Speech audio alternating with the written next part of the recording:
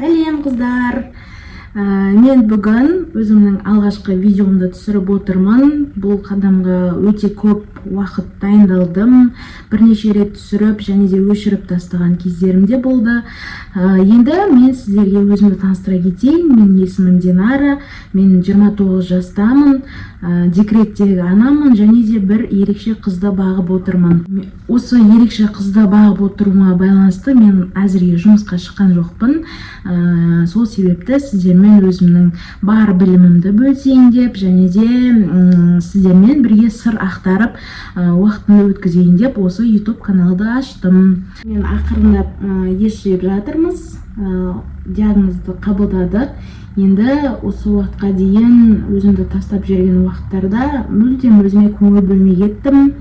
Күйеуімді ойлаймын, баламды ойлаймын, олардың тамағы бар деп өзіме ешқандай да көңіл бөлмеппін, өзімді қуантпаппын, ойлаймын біраз әйелдердің басында бар деп, күйеуімізге аламыз, баламызға аламыз, заттардың барлығын осылар жесін, осылар кисін деп. Енді сол өзіме көңіл бөліп бастасам деймін, бетіме уход жасап, шашымды боятып, денемді жаңағы өзімнің армандаған фигурама дейін жетіп, өзіме көңіл бөлуді бастайын деп жатырмын.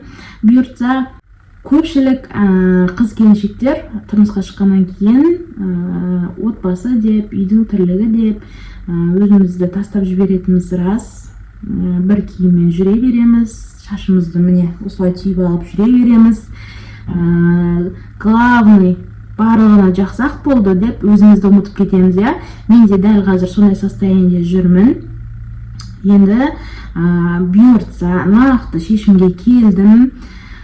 Осы күнге дейін бірнеше рет негізі шешім шығарғанмын, өзімді өзгертемін деп, бірақ та әрдайым қалып қоя беретін. Енді осы жолы нақты шешімге келіп отырмын.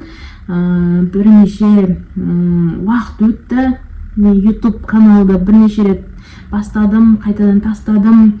Бірақ та осы жолы барлығын жаңадан бастап, новый канал ашып, бұйыртса өмірімізді жақсы жаққа өзгертетін боламыз. Маған тіркеліңіздер. Әрдайым мені қолдап отырыңыздар. Мен де сіздерге барлық ақпараттармен бөлісіп отыратын боламын.